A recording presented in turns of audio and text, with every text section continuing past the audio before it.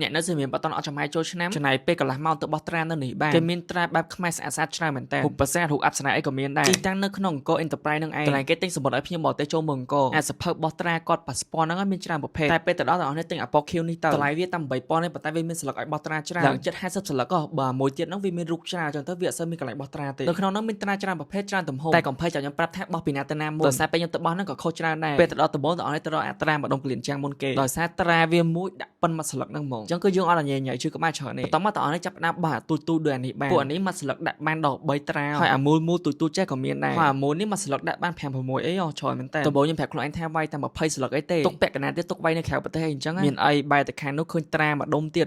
ទៅបដ ாய் ដល់ពេលអាកណ្ដាលនេះវាមានត្រាលក្ខណៈធំអាធំហ្នឹងបើសិនជាទាំងអស់នេះដឹងរបៀបបោះគឺបោះទៅពេញស្អាតហ្មងប៉ុន្តែដូចញោមអីហ្នឹងបោះដំបូងខុសបច្ចេកទេសគឺខ្ទេចពេញហ្នឹងដូចឃើញជាក់ស្ដែងនេះអញ្ចឹងពុំវាគឺធំជាងស្លឹកទៀតប៉ុន្តែអាពណ៌សនេះអាចប្រើបានដល់ពេលពុំមួយនេះទាំងអស់នេះអាចមានដៃខ្មៅកាន់ហ្នឹងគឺហៀហ្មងខ្ញុំបានបោះព្រៀងលើกระดาษមុនណាដល់អញ្ចឹងហៀអាចស្លឹកប៉ាសពតហ្នឹងបដ ாய் អញ្ចឹងចំពោះអាពុំដៃសនេះទាំងអស់នេះអាចវាយបានតែដៃខ្មៅនោះវាយអត់បានទេដោយសារវាធំពេកបើខាងនេះសិតទូចទេអាចវាយបានទាំងអស់អានេះអាពុំដៃសធំដែលខ្ញុំប្រាប់ទាំងអស់នេះមុនពុំហ្នឹងមើលទៅវាធំជាងស្លឹកមែនប៉ុន្តែបើយើងវាយវាឲ្យចំកណ្ដាលគឺវាពេញស្អាតហើយទាំងអស់នេះឈរវាយទៅនឹងប្រហែលម៉ោងវាយទៅគេអត់កំណត់ទេតែខ្ញុំនៅតែកន្លះម៉ោងឯហ្នឹងវាយគ្រប់50ស្លឹកហ្នឹងហើយពុំគេស្អាតទាំងអស់នេះឲ្យមានពណ៌ច្រើនមុននឹងវាយទាំងអស់នេះអាចមើលបានណាដោយសារពុំហ្នឹងវាមានពណ៌លើនឹងអាចយើងមើលឃើញដោយសារពណ៌ខ្លះវាយ៉ាងដិតពណ៌ខ្លះវាអត់សូវដិតបើពណ៌ខៀវដិតល្អហើយថ្ងៃខ្ញុំទៅហ្នឹងគឺចំថ្ងៃធម្មតាអញ្ចឹងអត់សូវមានភ្ញៀវអត់សូវមានមនុស្សអីទេក្រៅពីត្រាក៏គាត់មានលក់វត្ថុអនុស្សាវរីយ៍ច្រើនដែរអញ្ចឹងកុំភ្លេចឆ្លៀតទៅជួយគ្រប់គ្រងគាត់ផងបើទាំងអស់នេះដើរពីក្រៅមកដូចកន្លែងខ្ញុំថតវីដេអូហ្នឹងគឺហាងគាត់នៅឆ្វេងដៃគឺនៅជាប់កន្លែងលក់សំបុត្រចូលអង្គរហ្មងណា